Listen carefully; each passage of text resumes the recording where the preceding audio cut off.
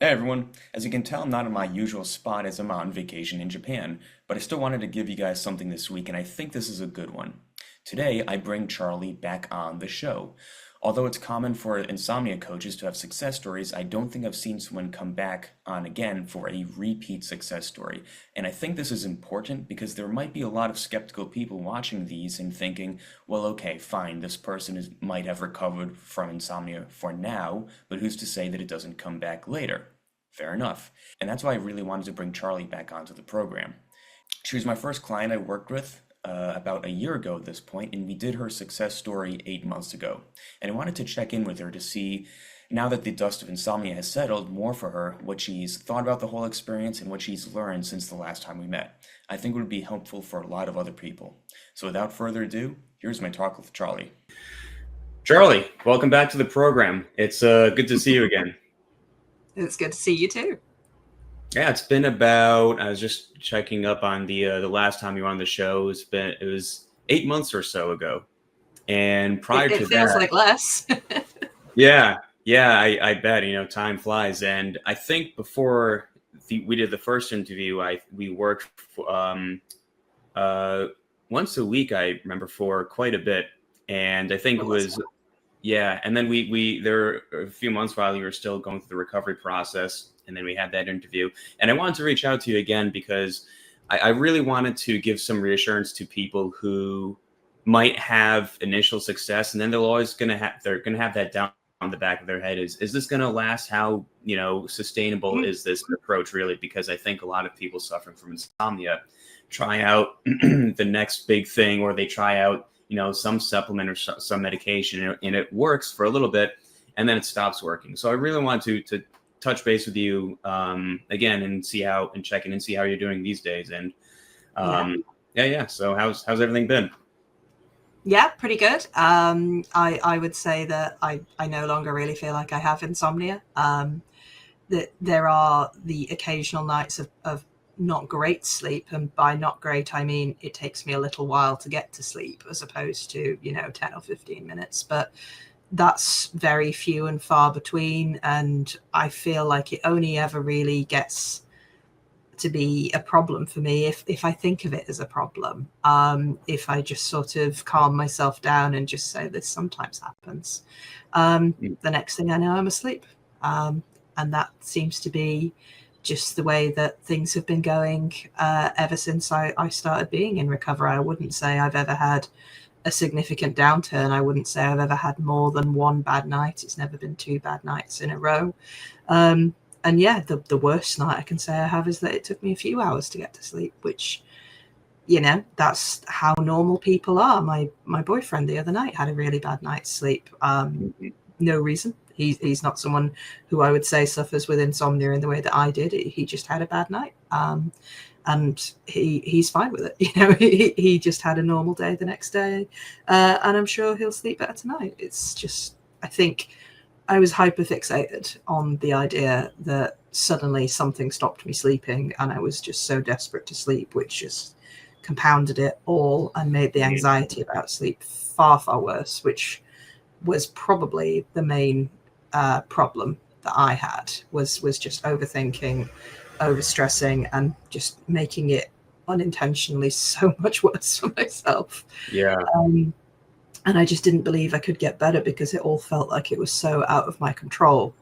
If it was in my control, why couldn't I just go to sleep? That Mhm. night. Why was it taking this process to make me better? Why did it need to involve other people? Why did it not just, like a light on and off? Like, I couldn't ever understand that. And to some extent, I still don't. I don't Mhm. know why it was a problem and why it took so long for me to get better, but I did, and it hasn't happened since. That's all fantastic. Great to hear. A lot of threads that we could touch up on, and for starters, just to work backwards, it would be nice if we had that manual switch that could say, you know what, I'm just gonna set my just turn my brain off for 7.5 hours, but unfortunately, for better or for worse, that's just the way it is. But you know what? For most people, that's they're totally fine with that, and people Mm, suffering from insomnia forgot that that's how they used to that's how they viewed sleep beforehand. But at some point, for one reason or another, they develop this, as you put it, this hyperfixation on not getting sleep, and it becomes something that because it's such a scary thing, it really seduces us into putting in more and more effort and control and time and research into it, because they feel like it's well-intentioned efforts, but unfortunately, that stuff, as you know by now, just really does little more than shoot ourselves in the foot. Yeah. Yeah, and I remember that one thing I wanted to touch on was travel was particularly a big trigger for you. There's one trip I remember there were a number of sessions we talked about this one upcoming trip that you had to visit your sister, I think it was. It was, yeah. So I wonder if, in hindsight, if you could shed some insights about that trip, and if you've had any travel since then, what's that's looked like for you? Yeah, I think the reason why it bothered me so much, that particular trip, is I almost sort of set it as a goal, like recover my sleep before then, because it's a road trip. At that time, I was the only one that was really able to drive in my family. So I needed to get a good night's sleep in order to drive safely for, about 4 hours up to the top of the country to see my sister and her nephew. Sorry, my nephew, her son. And that was the main drive for me, because it was his birthday, his first birthday, and I really wanted to be there for that. And I think that just made the stress of it all, and also the idea of recovering quicker, so much worse. It was a completely artificial deadline, but it meant that I don't think I was ever going to be able to recover before then, because I'd set myself up to fail by seeing that as I must be better before then. In the end, the trip was fine. I went. I had difficulty sleeping the night before. I was tired when I drove, but I didn't feel unsafe, which was what I was worried about. I thought, I'll have to cancel the whole trip because I'll be too sleep deprived. I'll be a danger to myself or other people. And I didn't feel that way. Like, yeah, I felt tired, don't get me wrong, but I didn't feel dangerous. I didn't feel like I was going to not pay attention or fall asleep at the wheel. That was what I was really worried about. And that didn't happen. And the holiday itself was quite good. Again, not perfect sleep because I was still in recovery at that point, but more sleep than I expected. And we had a really nice time. We got to play with my nephew. We got to go and see a band that we wanted to go and see at my old university. Did all of that. And it was more than I expected that I could do. Since then, travel has sometimes caused a bit of a blip, because I think I had made that idea of must sleep so travel can happen to be such a big thing for me, that it's just taken some time to really get hold of that. So we have since been on bigger trips than that. We went to Paris earlier this year. I didn't drive, but we still had to get up very early, get the train, because England to is quite easy, but it's a train and it goes under the sea, and we still had to go up quite early, so that meant sleep was specific times that I had to do, and it took me a few hours to get to sleep, but I certainly got some. And once we got to Paris, the idea of sleeping in the hotel, scary, fine, no problems at all. And recently we have been up to visit my sister again. In fact, it was actually a couple of weeks ago. And I would say it took me about an hour or so to get to sleep. And it was, I would say, the biggest trigger I've had in a while. But I think that was all just due to the memory of, hey, I remember this being a problem. And I wasn't even thinking that before. I think it was like a couple of hours before going to bed. And it was just like, oh, I remember this time last year when I did this journey. And, oh, I wonder if I'll be okay tonight. And that little doubt got in. And that little bit of doubt did turn into a bit of a struggle. But eventually I let it go, and I did manage to get probably not as much sleep as I would like, but certainly way more sleep than this time last year. And once we were up there, absolutely fine again. Once I get to my destination, it's like nothing has ever happened. And I think, to be honest, it's just, a little bit of coffee helps me when I have a bad night. I don't drink coffee normally, but if I've had a bad night, I'll have a bit of coffee, and that seems to perk me up, and I'm okay. So I'd like to think that when maybe I'm not sort of reminiscing about, oh, this time last year, things will be fine, and it won't keep happening. But Mhm. the more people I've spoken to about it, they've said, oh yeah, the night before I go on a trip, I don't sleep very well. Like, oh, maybe that's just a thing now. Maybe it was a thing before and I never realized it. I don't know. It's Didn't hard give to it as much tell. attention. Yeah. Yeah, because once you've been through something severe with insomnia, Hmm. you forget how you slept before. And it might well Yeah. be that I always did have a little bit of difficulty sleeping before I went on holiday, and I just don't remember because I never thought anything of it. We didn't care. So I'd like to get back to that. Yeah, yeah, exactly. Oh, yeah, and I'm trying my best not to care now. It's just, I think with it being like the first year, there's still a bit of association. There's still a bit of fear of, oh, will this happen again? Will it come back? But I am definitely moving away from that. And as I say, the only thing that sets me off a tiny bit is just I need to drive, or I'm going on holiday, and I need to be up early. Anything that just sort of is out of the ordinary travel wise is just a little trigger. But I'm back at work now. None of that seems to affect me anymore. I don't do the same level of work anymore. I talked to my employers about everything that happened last year. And it wasn't just insomnia. The insomnia was part of me clearly having a difficulty with my mental health, and it all combined into one really, really scary time for me. And so since then, my employers have been very understanding, and they've realized that they kind of put too much pressure on me and burnt me out. And just need to maintain that level of workload and managing stress with my job. And that's meant that work isn't a trigger for insomnia. It hasn't been at all. It's never set me off in the slightest.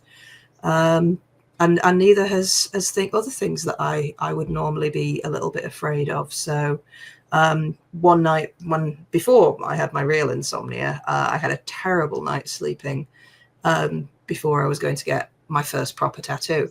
And I've got 2 more tattoos since then, and I slept fine. So, that's been quite cool. That in fact, my first one I got on my arm there, it's a little dragon. I actually got that after I was finishing my recovery.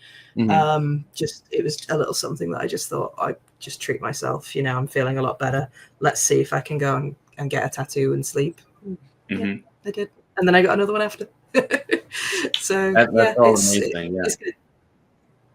Good. I'm so glad to hear all that. And there's a lot of things that that he brought up just then that I'd love to be able to touch on. For starters, the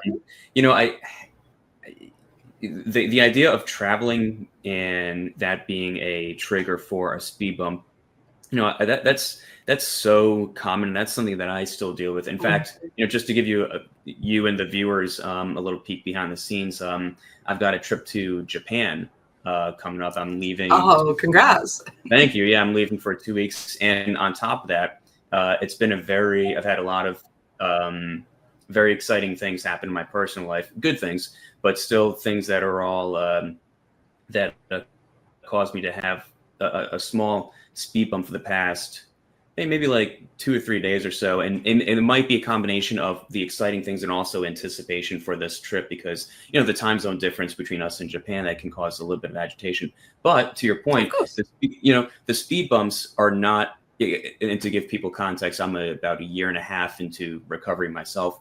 The speed bumps are much more manageable than they were before. When we had and much less, the idea of them is far less scary, because back in the day when we have that doubt of, will I ever actually recover from this, so I can get enough sleep on a practical level, the idea of a speed bump is scary, because it gives us the impression that, like, I'm gonna have a speed bump for this and I'm gonna have a speed bump for that. My sleep is always going to be this awful fragmented thing.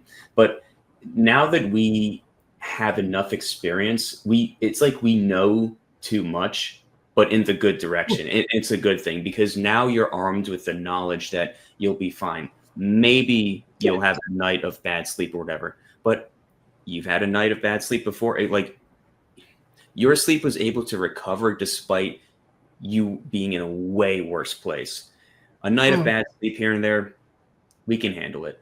And knowing that helps us on those nights when we do have those difficult nights of sleep. And it's what was originally might have been an all-nighter or only 1 or 2 hours of sleep is now something like, hey, like now that's turned into 5 hours or something like that.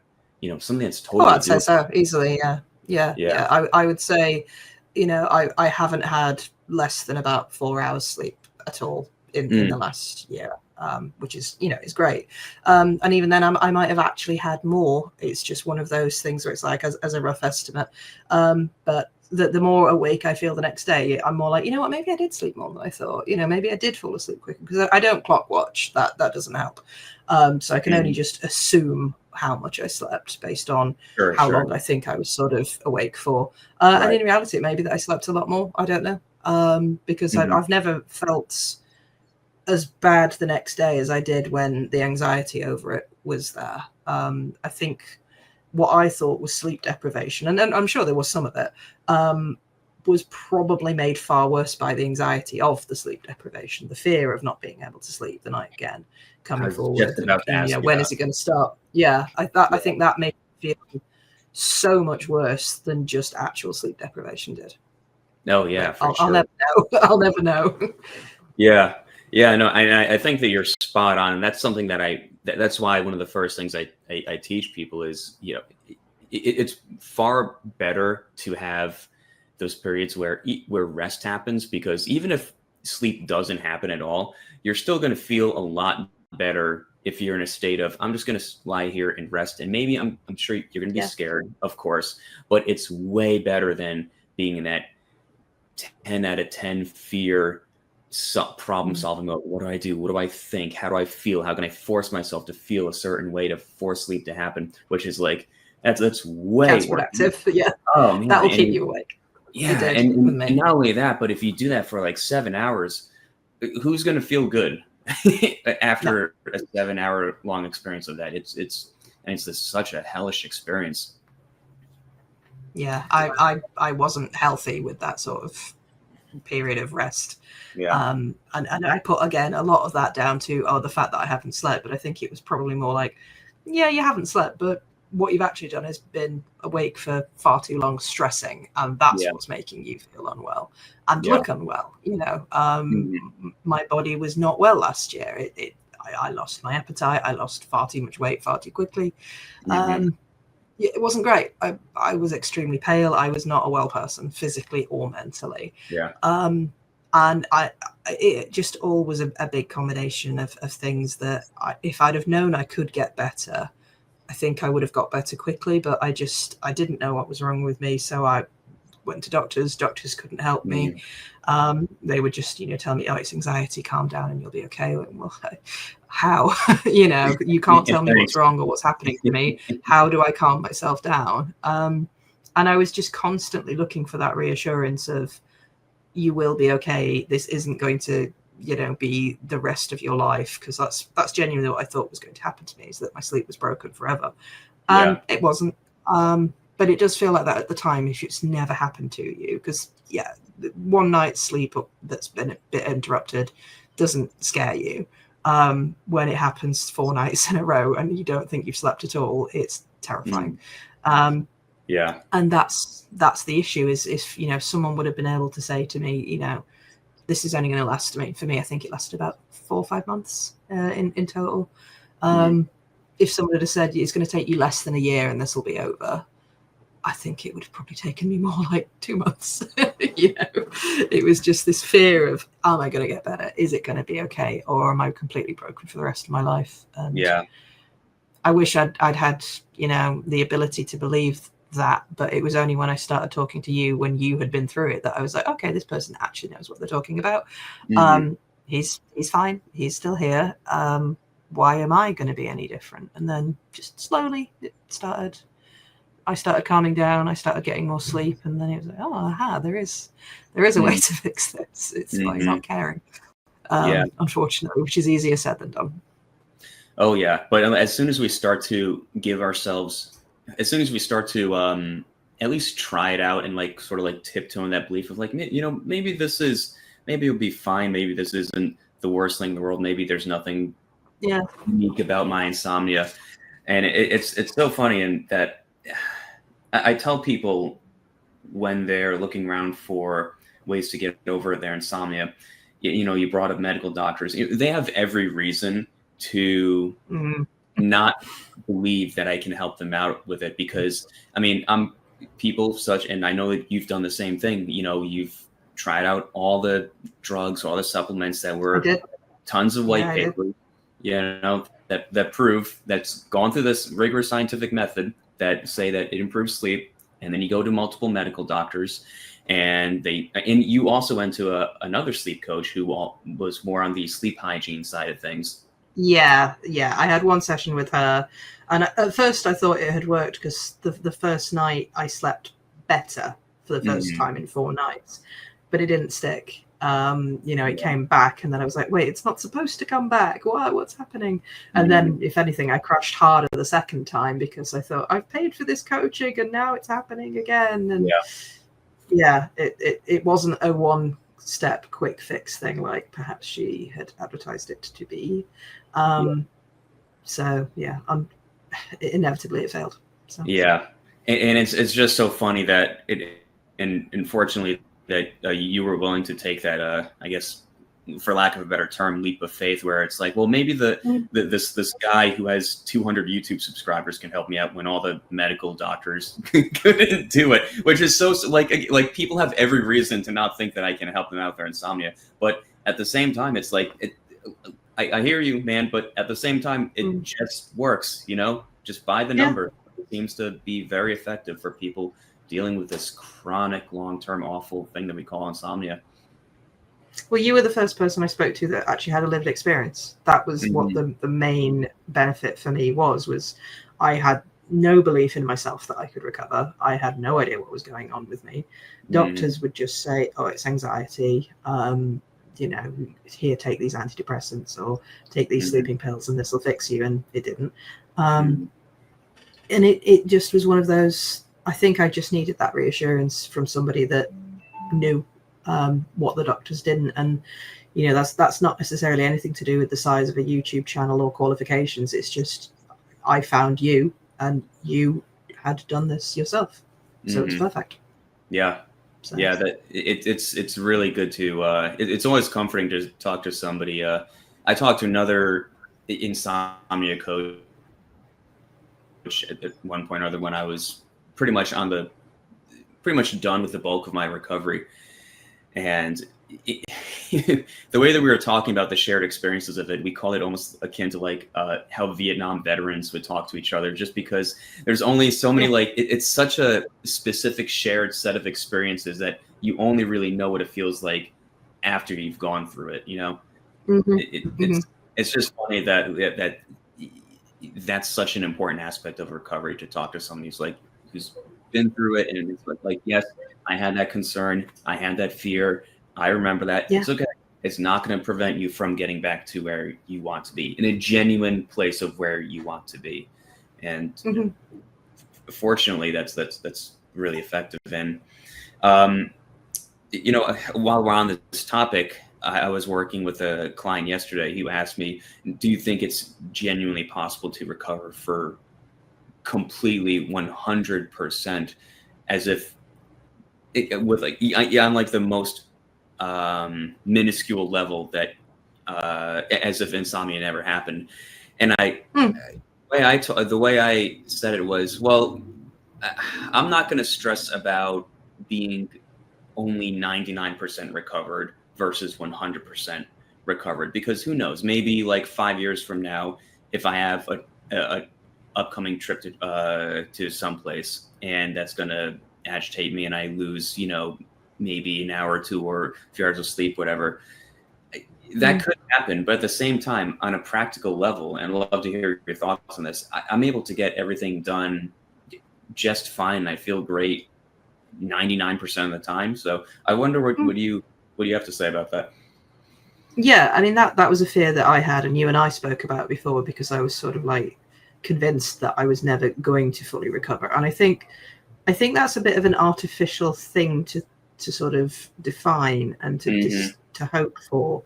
I think the body is absolutely able to go back to sleeping exactly how you used to before. But I think it's the trauma you remember the trauma, and so that fear is always going to be a little bit greater than it ever was before it happened to you. I'm not saying it's the same as, but it is akin to having PTSD. You know, you've been through something horrendous, so when you start having familiar feelings, you're going to react to those worse than you would have done before the trauma. It's just unfortunately the way that our memories work. You know, that thing's horribly scary to me. I'm starting to feel the same thing again. That scares me more. Because if it hadn't been as horrendous as it was, we wouldn't have been afraid of it in the first place. So of course we're going to fear it coming back. So I think that's probably what the whole 99 versus 100 thing is that you don't forget what happened to you, and your body will naturally be more afraid of the idea of this coming back. So am I more prone to a sleepless night now? Probably not, no. But do I still find the idea of, is this going to be a night where I don't sleep at all? I think that's always going to be at the back of my mind, you know, if I'm having a really bad night. And whenever I've thought that, and, you know, when you're in the middle of it and it's, you know, hour 1, hour 2, and you're still not asleep, and you do get the palpitations again. Oh, sure. And you think, okay, it's happening again. But then when I try and, you know, if I just get up and get a drink, just walk around my flat, you know, just something to get that fear away and then go back to bed. Every single time that's happened, I have eventually got to sleep. I'm not saying I've had hours and hours and hours of sleep like I would like. I haven't. But I've had that sleep. And that's better than I ever thought I could do. So as far as I'm concerned, it is a recovery, and it's a full recovery. It's just I'm always going to be a little bit more scared about the idea of losing sleep than I ever would have been before. Yeah. So but I mean, well, very well said. I couldn't agree more. That's more or less how I see it now. And, you know, maybe that'll change, you know, more as time goes on. Maybe we get to the point where we completely genuinely forget it. But the important thing is, on a practical level, the problem is way worse than what it used to be. I mean, it's a tiny little blip. It's something that we barely even registered. And we just know, I've been through this before. I know the drill. I'll find some way to keep myself entertained on this particular night. And otherwise, I feel great almost always. I'm not, you know, it's not this controlling fear. I feel fine. I feel well rested. It's not getting in the way. And like, it's certainly, we don't want to let perfect be the enemy of very, very good. You know? Yeah, I would say most nights I would get what I had previously thought of as perfect, you know. On a good night, I can sleep up to 10 hours now, which is what I used to do if I was being particularly lazy and wanted a really long line. And I thought, oh, I'll never be able to do that again. And I do fairly regularly. It's just my lifestyle that often means I don't get to sleep as much as I want. I have to go to work, or I have to go and see people, or I've got appointments or something, and I have to leave to be out early for that. But other than that, you know, I would be back to just being incredibly lazy and enjoying a lion every day if I could, which is nice. Yeah, it's good to go back to those, normal person problems where somebody who never had this, developed this hyperfixation of sleep, and it's these are good problems to have. Just, oh man, I love to sleep in more, but I gotta get up and get my day started.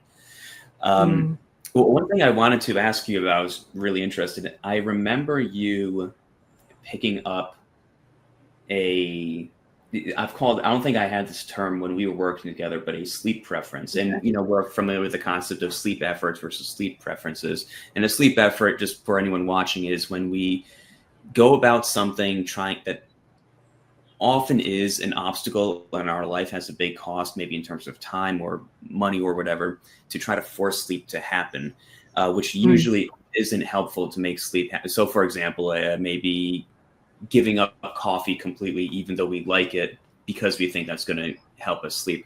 But a sleep preference, on the other hand, is something that everyone engages in. It's totally fine. And it's something that just simply makes sleep or getting ready for bed more enjoyable. If we like putting certain pajamas on, or we like turning the air conditioner on.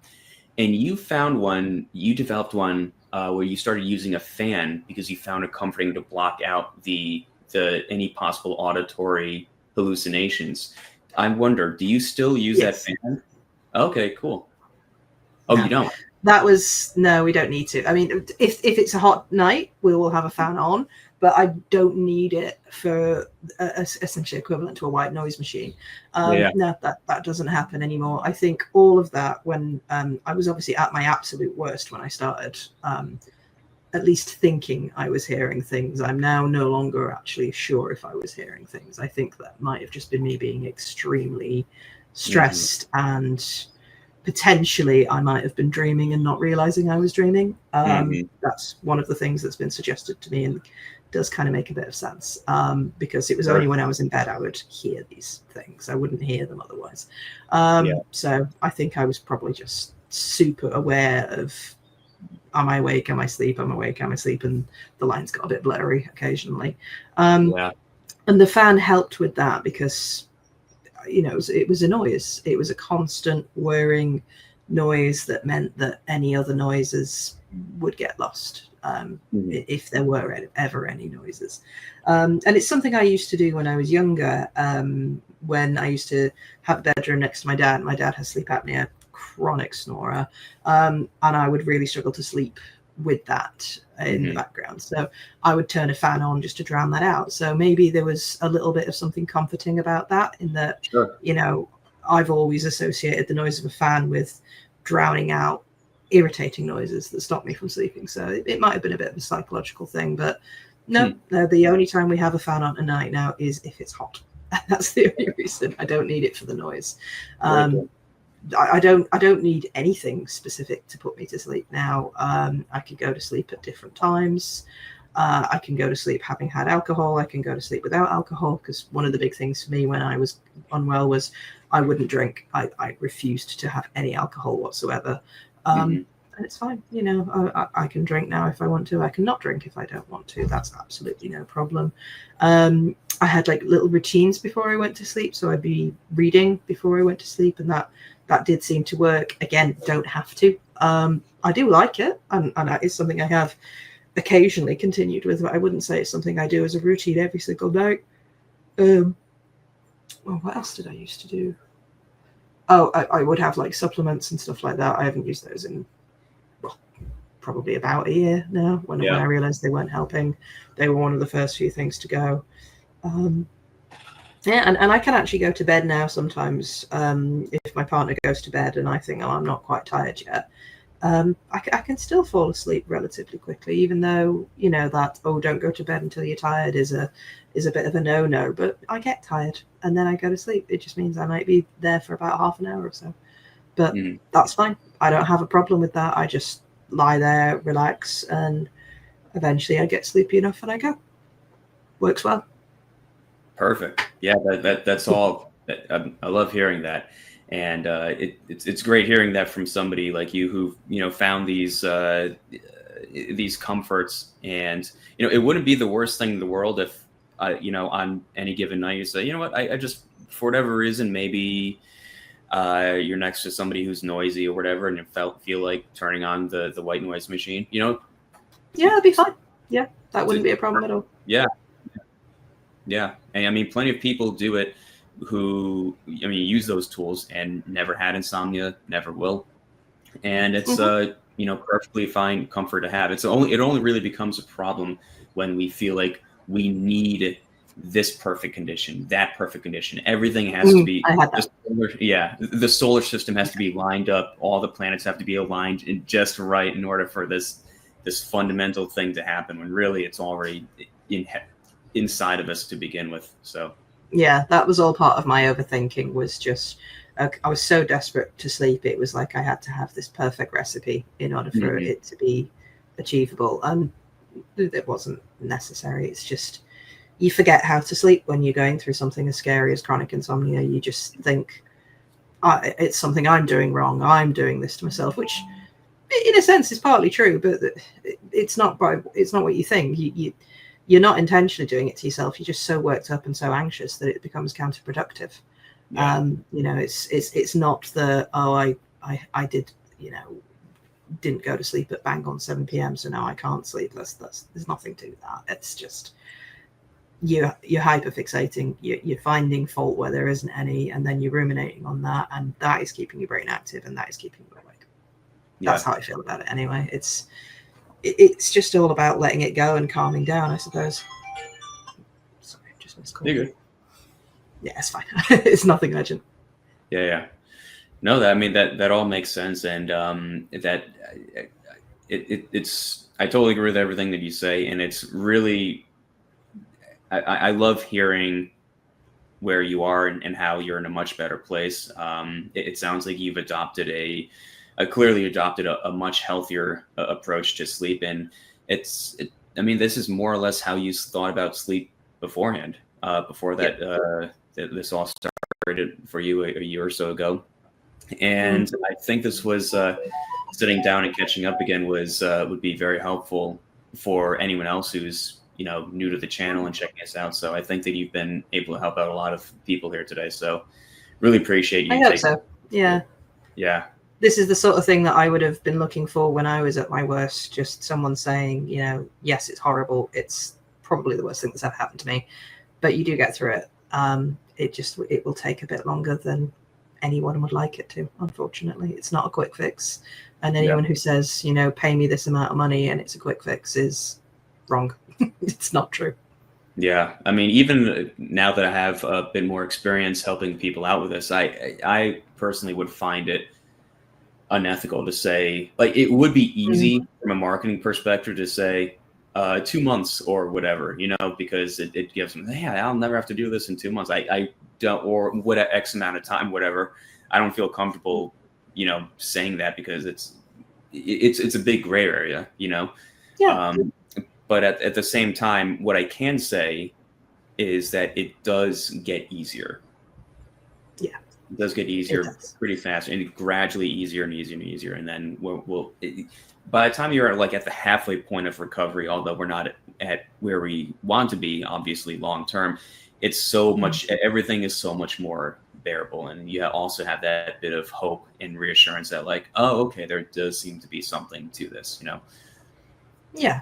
Yeah. When I started recovering and I realized that it was possible, it started happening quite quickly because there was that belief there which calmed me down, myself, my subconscious, my active mind, all of that just sort of began to relax a bit more when I started just letting it do that, instead of trying to find a solution, instead of trying to find a why is this happening to me answer, all of those sort of searches that I was doing that in reality just weren't helping. When I stopped doing that and let myself just calm down a bit more and think, all right, yeah, I am getting better, it started happening quicker and quicker. So yeah, that's the best thing to do, is just have belief that it will eventually be something that's in the past. It might take a while to get there. Yeah.